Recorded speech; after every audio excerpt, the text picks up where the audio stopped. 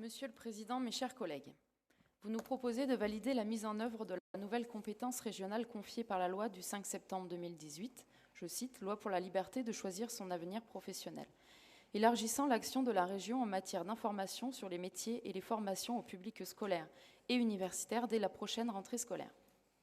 Le texte prévoit que la région et les acteurs des secteurs économiques, professionnels et associatifs qu'elle mandate apportent leur contribution en organisant des actions d'information sur les métiers et les formations conformément au cadre national de référence établi conjointement entre l'État et les régions.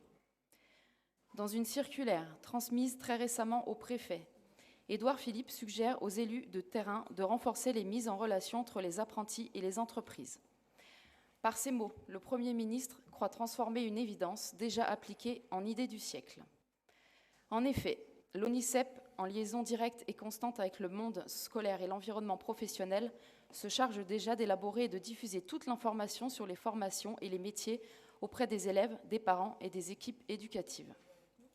La nouveauté prévue par le texte se trouve en revanche dans le transfert des agents de l'ONICEP aux conseils régionaux, un moyen pour l'État de se décharger d'une mission dont le pilotage aurait dû rester uniquement sous tutelle du ministère de l'Éducation nationale. Rappelons qu'avant le décret du 14 octobre 2011, l'ONICEP avait des comités d'orientation régionaux qui ont été remplacés par un comité d'orientation unique. Alors, pourquoi remettre en place ce dispositif à l'échelle régionale? Pourquoi faire du neuf avec de l'ancien? À l'échelle régionale, nous disposons du service public régional de l'orientation, dont le rôle est de regrouper l'ensemble des organisations, y compris l'ONICEP. Ce fonctionnement nous semble suffisant. Mais à en croire votre texte, notre région a une solution implacable. Dans votre stratégie qui vise à afficher l'étendard du Grand Est partout où vous le pouvez, vous souhaitez maintenant apposer son empreinte en créant un réseau d'ambassadeurs des métiers dont la labellisation incombera au Conseil régional. Ce qui, selon vous, facilitera les interventions des professions, des branches et des entreprises. Comme si un label allait révolutionner des pratiques qui existent depuis des années et dont les résultats restent très souvent mitigés.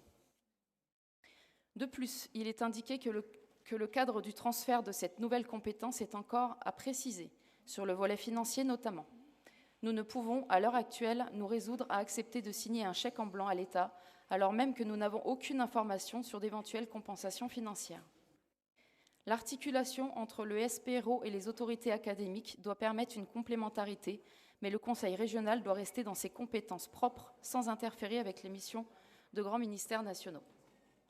Même si la compétence des régions en matière d'apprentissage est cohérente avec leurs compétences en matière de formation professionnelle des demandeurs d'emploi, mais aussi de développement économique, nous pensons qu'il n'est pas, à l'heure actuelle, pertinent de transférer cette compétence à la région.